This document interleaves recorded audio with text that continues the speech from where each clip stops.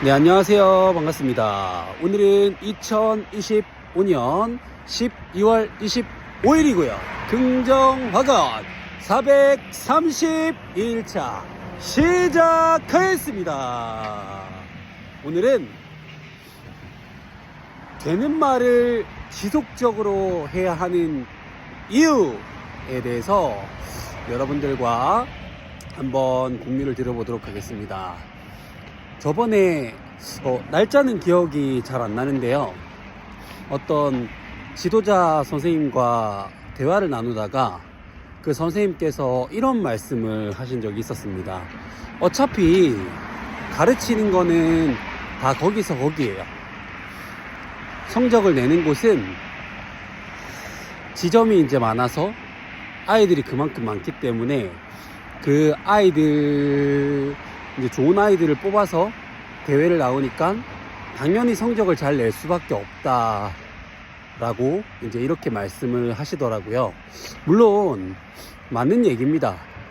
그런데 결국 그렇게 내가 프레임을 씌우고 생각을 이제 먹는 순간 나는 이제 지점이 여러 개로 늘지 않고 그만큼의 인프라를 구축하지 않으면 절대로 다른 팀을 이길 수가 없다라는 것과 똑같은 말이거든요.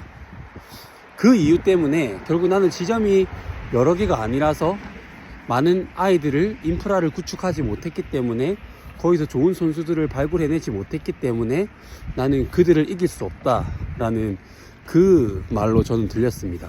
물론 그 말이 사실이죠.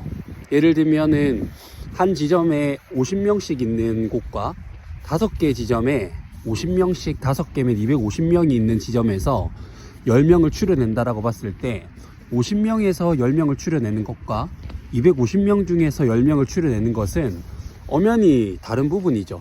그럼 당연히 더 좋은 선수를 발굴해낼 수 있고, 그 선수들을 또 잘 육성을 해내면, 왜냐면 가르치는 게 비슷하다라고 했으니까 당연히 대회를 나왔을 때도 더 좋은 성적, 더 우수한 성적을 낼 수밖에 없는 부분이 맞죠. 그런데 내가 지점을 여러 개를 당장 늘릴 수가 없다면 그들과 내가 차별점을 둘 수 있는 뭔가 지도법이라든지 프로그램이라든지 그런 것들을 조금 더 업그레이드 시키고 연구 개발을 해서 그들과 대적할 만한 그런 무기를 만들어야 된다고 저는 생각을 했습니다. 물론 그게 한 번에 이루어지진 않겠죠. 그렇지만 되는 말을 하라고 하는 이유는, 그럼에도 불구하고 그들을 이기기 위해서 우리는 어떻게 해야 될 것인가에 대한 질문을 던지고 그 질문에 대한 답을 하면서 하루하루 결국 아이들에게 집중을 해야만 그들과 경쟁을 하고 이길 수가 있게 되는 거라고 저는 생각을 하거든요. 그런데 어쩔 수가 없다, 결국은 한계가 있다, 어렵다 라고만 얘기를 해버리면 죽었다 깨나도 그들을 이기지 못한다고 저는 생각을 합니다. 그리고 뭔가 목표를 내가 잡았어요. 그럼 뭐 매출 5천만 원이라는 목표를 잡았다. 그런데 지금 경기가 어렵기 때문에 이 매출은 불가능해 라고 해버린다면 영영 그 매출은 하지 못하는 사람이 됩니다. 그리고 선수단 100명을 달성하는 부분에 있어서 그거는 뭐 상위 1% 정도의 그 축구 클럽들만 지금 그렇게 하고 있기 때문에 어렵다라는 식의 생각을 하고 그렇게 방향을 잡으면 나는 절대로 그 목표를 이룰 수 없게 되는 사람이 되는 겁니다.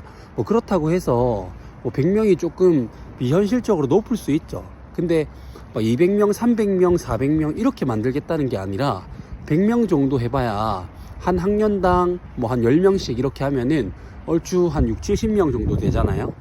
그 정도는 내가 노력을 하면은 충분히 얼마든지 만들어낼 수 있지 않을까 생각을 합니다. 그러면 그렇게 하려면 어떻게 하면 되겠는가 라면서 그 목표를 이루기 위한 말의 표현을, 말의 방향을, 말의 흐름을 내가 어떻게 가져가는지에 따라서 이룰 수 있냐 없냐를 결정하게 되는 거죠. 그리고 그 말에 따라서 내 생각이 바뀌게 되고, 그 생각이 바뀌어야 결국 나는 결과를 이룰 수 있게 되는 사람이 되는 거니까요.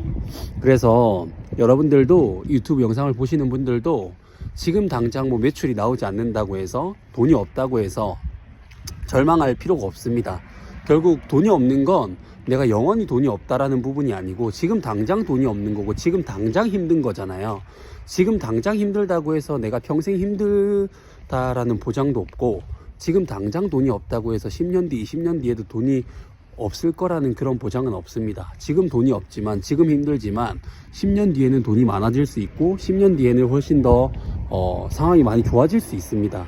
그러려면 우리는 어떻게 하면 되겠는가 라는 질문을 통해서 결국 하루하루 발전해 나가다 보면 우리가 이루고자 하는 그런 목표, 꿈, 그런 모든 것들을 이룰 수 있게 되지 않을까 생각을 합니다. 그래서 요즘 저는 이런 긍정적인 이런 표현이나 그런 말들을 되게 많이 하거든요. 부정적인 것보다 그럼에도 불구하고 어떻게 하면 되겠는가? 그러면 어떻게 할 수 있겠는가?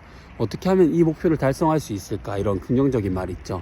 그리고 무조건 달성한다 라는 그런 생각밖에 없습니다. 그러면 당연히 내 잠재의식 속에서 그거를 이룰 수밖에 없는 사람으로 인식이 될 테고 그럼 언젠가는 노력을 하다 보면 달성을 하게 되겠죠. 저는 요즘에는 그렇게 제 정체성을 세팅하고 있거든요. 그래서 여러분들도 그런 정체성을 바꿔가는 하루하루를 만들어 가보시면 어떨까 생각을 합니다. 제가 준비한 것은 여기까지고요.